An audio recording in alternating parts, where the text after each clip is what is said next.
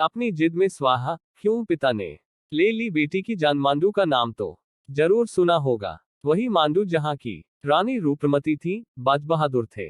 उनकी प्रेम कहानी है। आज भी वहां की मिट्टी में सैकड़ों साल पहले की गंध है। इसी गंध के लिए फरवरी, खासकर वैलेंटाइन डे पर तमाम प्रेमी जोड़े मांडू पहुंचते हैं। संभव है इसीलिए मांडू की धरा की मिट्टी से रसीली गंध फूटती हो। मांडू मध्य प्रदेश के जिला धार में आता है, लेकिन धार उतना प्रसिद्ध नहीं है जितना मांडू। बात इसी मांडू की है। 6 फरवरी 2020 को तिरवा के रहने वाले अजय सिंह पाटीदार ने फोन पर थाना मांडू के प्रभारी जयराज सोलंकी को फोन पर बताया कि सात घाट पुलिया के पास एक किशोरी की लाश पड़ी है, जिसका सिर कुचला हुआ है। उस वक्त शाम के 5 बजने को थे। सूचना मिलते ही TI Jayraj Solanki police team लेकर घटनास्थल पर पहुंच गए। वहां सात घाट पुलिया के पास सूखी नदी के किनारे पत्थरों के बीच 17-18 साल की एक किशोरी का शव पड़ा था, जिसका सिर कुचल दिया गया था। मृतका ने स्कूल ड्रेस पहन रखी थी, साथ ही वह ठंड से बचने के लिए ट्रैक सूट पहने थी। टीआई सोलंकी ने अनुमान लगाया कि मृतका आसपास के किसी स्कूल में पढ़ती होगी। हत्या एक युवती की हुई थी, इसलिए हत्या के साथ बलात्कार की आशंका भी थी। अंधेरा घिरने में ज्यादा देर नहीं थी। थाना प्रभारी ने आसपास के क्षेत्रों के लोगों को बुलाकर लाश दिखाए, लेकिन कोई भी उसे पहचान नहीं सका। इस पर अजय सिंह सोलंकी ने लाश पोस्टमार्टम के लिए धार के जिला अस्पताल भेज दी। साथ ही इस मामले की सूचना एसपी आदित्य प्रताप सिंह को भी दे दी। एसपी के निर्देश पर वायरलेस से धार जिले के सभी थानों को स्कूल गर्ल का शव मिलने की सूचना दे दी गई। हाल ही में पदस्थ बीएसएफ के एक कांस्टेबल ने थाने आकर थाना प्रभारी सोलंकी को बताया कि 6 फरवरी 2020 की रात लगभग 7-7:30 बजे जब वह बागड़ी फाटा के पास स्थित पेट्रोल पंप पर अपनी मोटरसाइकिल में पेट्रोल डलवा रहा था, तभी वहां एक इनोवा गाड़ी आई, जिसमें से युवक उतरा। उसने पेट्रोल भरने वाले को 1000 रुपए देकर कार में डीजल डालने को कहा। इसी बीच कार में एक युवती की बचाओ बचाओ की आवाज सुनाई दी। इस पर डीजल भरवाने के लिए उतरा युवक बिना डीजल डलवाए ही चला गया। उसने पेट्रोल भरने वाले से 1000 रुपए भी वापस नहीं लिए। बीएसएफ के कांस्टेबल ने यह भी बताया कि उसने कार के बारे में पूछा था, लेकिन कोई जानकारी नहीं मिली। युवती का शव मांडू नालछा मार्ग पर मिला था। अजय सिंह सोलंकी ने पेट्रोल पंप पर लगे सीसीटीवी कैमरे की फुटेज देखी, जिसमें संदिग्ध कार तो दिखी पर कार के नंबर को नहीं पढ़ा जा सका। नहीं हो पाए पहचान। दूसरे दिन जिला अस्पताल में पोस्टमार्टम से पहले एफएसएल अधिकारी पिंकी मेहरदे ने शव की जांच की। पता चला कि हत्या के समय मृतका का मासिक धर्म चल रहा था, इसलिए बलात्कार की बात पोस्टमार्टम से ही साफ हो सकती थी। एफएसएल अधिकारी ने यह शंका जरूर जाहिर की कि चूंकि शव के नाखून नीले पड़ गए हैं, इसलिए उसका सिर कुचलने से पहले उसे जहर दिए जाने की आशंका है। जबकि घटनास्थल की जांच में करीब 16 फीट की दूरी तक खून फैला मिला था। इससे अनुमान लगाया गया कि मृतका की हत्या वहीं की गई थी। दूसरे दिन जिला अस्पताल में युवती के शव का पोस्टमार्टम किया गया, जिससे पता चला कि हत्या से पहले उसके साथ बलात्कार नहीं हुआ था। पोस्टमार्टम तो हो गया, लेकिन हत्यारों तक पहुंचने के लिए उसकी पहचान होना जरूरी था, क्योंकि बिना शिनाख्त के जांच की दिशा तय नहीं की जा सकती थी। चूंकि मृतका स्कूल ड्रेस में थी, इसलिए जिले के अलावा आसपास के जिलों के स्कूलों से भी किसी छात्रा के लापता होने की जानकारी जुटाई जाने लगी। इसी दौरान खरगोन के गोगांव का रहने वाला एक दंपति शव की पहचान के लिए मांडू आया। उनकी बेटी पिछले 4-5 दिनों से लापता थी। इससे पुलिस को शिनाख्त की उम्मीद बंधी, लेकिन शव देख कर उन्होंने साफ कह दिया कि शव उनकी बेटी का नहीं है। इसके 4 दिन बाद एसपी धार आदित्य प्रताप सिंह ने इस केस की जांच की जिम्मेदारी एसडीओपी बदनावर जयंत राठौर को सौंप दी। साथ ही उनका साथ देने के लिए एक टीम भी बना दी, जिसमें एसडीओपी धामनोद एन के कसौटिया, TI Mandu Jayraj Singh Solanki, TI Kanwan Kamal Singh, ASI Trilok Baurasi, प्रधान आरक्षक रविंद्र चौधरी, संजय जगताप, राजेंद्र गिरी, रामेश्वर गावड़, सखाराम, आरक्षक राज पाल सिंह, प्रशांत, लोकेश व वीरेंद्र को शामिल किया गया। 5 दिन बीत जाने के बाद भी शव की शिनाख्त नहीं हो सकी, जो पहली जरूरत थी। इस पर एसडीओपी जयंत राठौर और एन.के. कसौटिया ने उस संदिग्ध कार को खोजने में पूरी ताकत लगा दी, जो घटना से एक रात पहले बागड़ी फाटा के पेट्रोल पंप पर देखी गई थी। सीसीटीवी फुटेज में कार का नंबर साफ नहीं दिख रहा था। पुलिस ने चारों तरफ 200 किलोमीटर के दायरे में स्थित टोलनाकों के सीसीटीवी फुटेज खंगालनी शुरू कर दी, लेकिन संदिग्ध इनोवा कार के नंबर की पहचान इससे भी नहीं हो सकी। हाँ, पुलिस को इतना सुराग जरूर मिल गया कि कार के नंबर के पीछे के 2 अंक 77 हैं और उसके सामने वाले विंडोस्क्रीन पर काली पट्टी बनी है। पुलिस के पास इसके अलावा कोई सुराग नहीं था। एसडीओपी जयंत राठौर के निर्देश पर उनकी पूरी टीम जिले भर में ऐसी कारों की खोज में जुट गई, जिसके रजिस्ट्रेशन नंबर में अंतिम 2 अंक 77 हो और उसकी सामने वाली विंडोस्क्रीन पर काली पट्टी बनी हो। इस कवायद में 460 इनोवा कारों की पहचान हुई। इन सभी के मालिकों से संपर्क किया गया। अंततः इंदौर के मांगीलाल की इनोवा संदिग्ध कार के रूप में पहचानी गई। मांगीलाल ने बताया कि कुछ दिन पहले उनकी कार उनके बेटे ऋषभ का दोस्त मुकेश, जो गांव पटेलियापुरा का रहने वाला है, मांग कर ले गया था। मुकेश को कार चलाना नहीं आता था, इसलिए वह अपने एक दोस्त पृथ्वीराज सिंह को भी साथ लाया था। मांगीलाल से मुकेश और पृथ्वीराज के मोबाइल नंबर भी मिल गए, लेकिन दोनों के मोबाइल स्विच्ड ऑफ थे।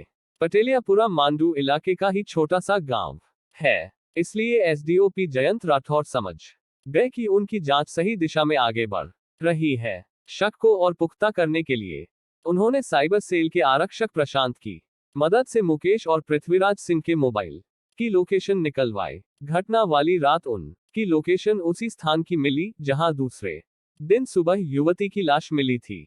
सही दिशा में जांच से यह साफ हो गया कि अज्ञात युवती की लाश का कुछ न कुछ संबंध मुकेश और पृथ्वीराज सिंह से रहा होगा, जिसके चलते जयंत राठौर ने गांव में अपने मुखबिर लगा दिए। जल्द ही पता चल गया कि मुकेश के चचेरे भाई ईश्वर पटेल की बेटी रोशनी 7 फरवरी से लापता है। उसने बेटी के गायब होने की सूचना भी पुलिस को नहीं दी थी। पता चला रोशनी नालछा के उत्कृष्ट विद्यालय में 12वीं में पढ़ती थी। किशोर बेटी घर से गायब हो और पिता हाथ पर हाथ रख कर बैठा रहे, ऐसा तभी होता है जब पिता को बेटी का कोई कृत्य नश्तर की तरह चुभ रहा हो। बहरहाल मृतका की शिनाख्त ईश्वर पटेल की बेटी रोशनी के रूप में हो गई। एसडीओपी जयंत राठौर और एन.के. कसौटिया के निर्देश पर टीआई मांडू जयराज सोलंकी, टीआई कानवन गहलोत की टीम ने गांव से ईश्वर और उसकी पत्नी को पूछताछ के लिए उठा लिया, जबकि ईश्वर का चचेरा भाई संदिग्ध मुकेश और उसका दोस्त पृथ्वीराज सिंह अपने घरों से लापता थे। संदिग्ध के तौर पर ईश्वर पटेल को पुलिस द्वारा उठा लिए जाने से गांव के लोग आक्रोशित हो गए। उनका कहना था कि ईश्वर ऐसा काम नहीं कर सकता। गांव के लोग इस बात से भी नाराज थे कि पुलिस द्वारा पिता को हिरासत में ले लिए जाने की वजह से रोशनी का अंतिम संस्कार नहीं हो पा रहा है। एसडीओपी जयंत राठौर को अभी मुकेश और पृथ्वीराज सिंह की तलाश थी, जो घटना के बाद गुजरात भाग गए थे। दोनों की तलाश में मुखबिर लगे हुए थे, जिनसे 14 फरवरी को दोनों के गुजरात से वापस लौटने की खबर मिली। पुलिस ने घेरेबंदी कर दोनों को बामनपुरी चौराहे पर घेर कर पकड़ लिया। थाने में पूछताछ के दौरान सभी आरोपी रोशनी की हत्या के बारे में कुछ भी जानने से इनकार करते रहे, लेकिन ईश्वर के पास इस बात का कोई जवाब नहीं था कि जवान बेटी के लापता हो जाने के बाद उसने पुलिस में रिपोर्ट क्यों नहीं दर्ज करवाए। उसे खोजने के बजाय वह घर में क्यों बैठा रहा। अंततः थोड़ी सी नानुकुर के बाद वह टूट गया। उसने स्वीकार कर लिया कि रोशनी अपने प्रेमी करण के साथ भागने की तैयारी कर रही थी। उसे इस बात की जानकारी लग चुकी थी, इसलिए अपनी इज्जत बचाने के लिए उसने चचेरे भाई मुकेश से बात की। मुकेश ने अपने दोस्त के साथ मिलकर रोशनी की हत्या कर दी। आरोपियों द्वारा पूरी कहानी बता देने के बाद पुलिस ने तीनों को अदालत में पेश किया, जहां से उन्हें जेल भेज दिया गया। किशोरी रोशनी की हत्या के पीछे जो कहानी पता चली वो कुछ इस तरह थी। गांव पटेलियापुरा में रहने वाले ईश्वर पटेल की 19 वर्षीय बेटी रोशनी की खूबसूरती तभी चर्चा का विषय बन गई थी जब उसने किशोरावस्था में प्रवेश किया था। चंचल स्वभाव और पढ़ने लिखने में तेज रोशनी स्वभाव से काफी तेज थी। अगर पढ़ाई लिखाई में तेज होने के साथ साथ दिल दिमाग और चेहरा मोहरा खूबसूरत हो तो ऐसी लड़की को पसंद करने वालों की कमी नहीं रहती। पिता ईश्वर पटेल बेटी की इन खूबियों से परिचित था, इसलिए उसने 9वीं क्लास के बाद आगे पढ़ने के लिए उसका दाखिला नालछा के उत्कृष्ट विद्यालय में करा दिया था। इंसान की हर उम्र की अपनी एक मांग होती है। रोशनी ने जब किशोरा अवस्था से यौवन में प्रवेश करने के लिए कदम बढ़ाए, तो उसे किसी करीबी मित्र की जरूरत महसूस हुई। इस बात से इनकार नहीं किया जा सकता कि जब दिल किसी को ढूंढने लगे तो सबसे पहले आसपास ही नजर जाती है, खासकर लड़कियों के मामले में। रोशनी के साथ भी यही हुआ। उसे करण मन भा गया। करण रोशनी के पिता के दोस्त का बेटा था। पारिवारिक दोस्ती के कारण रोशनी के हमउम्र करण का उसके घर में आना जाना था। सच तो यह है कि करण रोशनी का तभी से दीवाना था जब से उसने अपना पहला पांव किशोरावस्था में रखा था। लेकिन रोशनी के तीखे तेवरों के कारण उसने आगे बढ़ने की हिम्मत नहीं की थी। करण से हो गया प्यार। करण के साथ रोशनी की अच्छी पत्ती थी, लेकिन उसने करण की तरफ कभी ध्यान नहीं दिया था। लेकिन जब उसके दिल में प्यार की चाहत जागी तो सबसे पहले करण पर ही निगाहें पड़ी। मन में कुछ हुआ तो वह करण का विशेष ध्यान रखने लगी। जब यह बात करण की समझ में आई तो उसने भी हिम्मत करके रोशनी की तरफ कदम बढ़ाने की कोशिश की। एक दिन मौका पाकर उसने रोशनी को फोन लगाकर उससे अपने दिल की बात कह दी। रोशनी मन ही मन करण से प्यार करने लगी थी, इसलिए उसने करण का प्यार स्वीकारने में जरा भी देर नहीं लगाए। इसके बाद दोनों घर वालों से नजरें बचाकर मिलने लगे। रोशनी बचपन से ही जिद्दी और तेजतर्रार थी। यही वजह थी कि जब उसके सिर पर करण की दीवानगी का भूत चढ़ा तो उसने मन ही मन फैसला कर लिया कि वह करण से ही शादी करेगी। इसी सोच के चलते वह करण पर खुलकर प्यार लुटाने लगी। इतना ही नहीं, छोटे से गांव में वह करण से चोरी छिपे मिलने से भी नहीं डरती थी।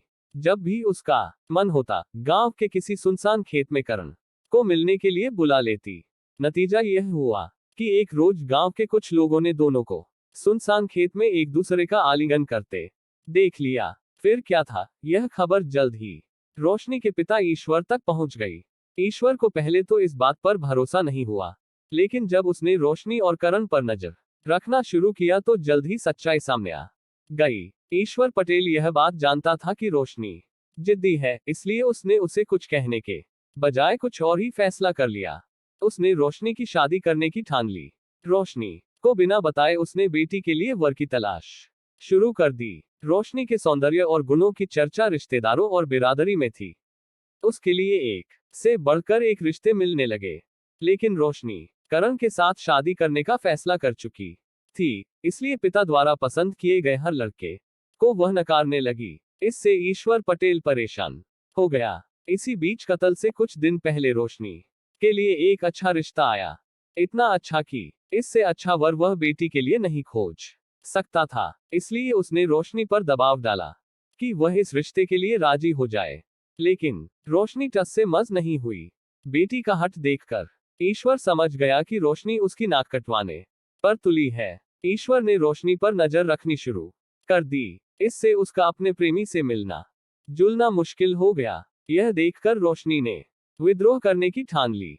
उसने वैलेंटाइन डे पर करण के साथ भागकर शादी करने की योजना बना ली। चूंकि ईश्वर उसके ऊपर गहरी नजर रख रहा था, इसलिए उसे इस बात की जानकारी मिल गई। कातिल ईश्वर जब कोई दूसरा रास्ता नहीं मिला तो उसने अपनी इज्जत बचाने के लिए रोशनी को कत्ल करने की सोच ली। इसके लिए उसने गांव में ही रहने वाले अपने चचेरे भाई मुकेश से बात की तो वह इस काम के लिए राजी हो गया। मुकेश को कार चलानी नहीं आती थी, इसलिए उसने अपने एक दोस्त पृथ्वीराज सिंह पटेल को अपनी योजना में शामिल कर लिया। 5 फरवरी 2020 को मुकेश अपने दोस्त ऋषभ से उसकी इनोवा कार मांग कर ले आया और दोनों रोशनी के स्कूल पहुंच गए। दोनों ने मांडू घुमाने के नाम पर रोशनी और उसकी एक सहेली पिंकी को कार में बैठा लिया। मुकेश और पृथ्वी दोनों को लेकर दिन भर मांडू में घूमते रहे। इस बीच उन्होंने रोशनी को धामनोद ले जाकर नर्मदा पुल से फेंकने की योजना बनाई, लेकिन उसकी फ्रेंड के साथ होने की वजह से उन्हें अपना इरादा बदलना पड़ा। शाम होने पर उन्होंने रोशनी की फ्रेंड पिंकी को सोनपुर में उतार दिया। उसके बाद वे रोशनी को अज्ञात जगह की ओर लेकर जाने लगे। यह देखकर रोशनी ने अपने चाचा मुकेश से घर छोड़ने को कहा तो मुकेश बोला, क्यों, करण के संग मुंह काला करना है क्या? चाचा के मुंह से ऐसी बात सुनकर वह डर गई। वह समझ गई कि मुकेश अब उसे जिंदा नहीं छोड़ेगा। इसलिए उसने अपने पिता को फोन कर जान की भीख मांगी, लेकिन ईश्वर ने उसकी एक नहीं सुनी। इस बीच दोनों कार में डीजल डलवाने के लिए बागड़ी फाटे के पेट्रोल पंप पर रुके, जहां रोशनी के चिल्लाने पर एक पुलिस वाले को अपना पीछा करते देख वे वहां से डरकर भाग निकले। इसके बाद दोनों ने एक सुनसान इलाके में कार रोकी और रोशनी को जबरन जहर पिला दिया। फिर सातघाट पुलिया के पास ले जाकर उसका गला चाकू से रेतने के बाद पहचान छिपाने के लिए उसका चेहरा भी पत्थर से कुचल दिया। आरोपियों ने सोचा था कि लाश की पहचान न हो पाने से पुलिस उन तक कभी पहुंच नहीं सकती, लेकिन एसडीओपी जयंत राठौर और एन के कसौटिया की टीम ने सभी आरोपियों को गिरफ्तार कर उन्हें कानून की ताकत का एहसास करवा दिया। सौजन्य कहानियां 1 मई 2020 पसंद आया हो तो लाइक और सब्सक्राइब तथा शेयर जरूर करें हमारे चैनल कहानियां R1 को। इसी तरह क्राइम स्टोरी पाने के लिए थैंक यू, धन्यवाद। RMR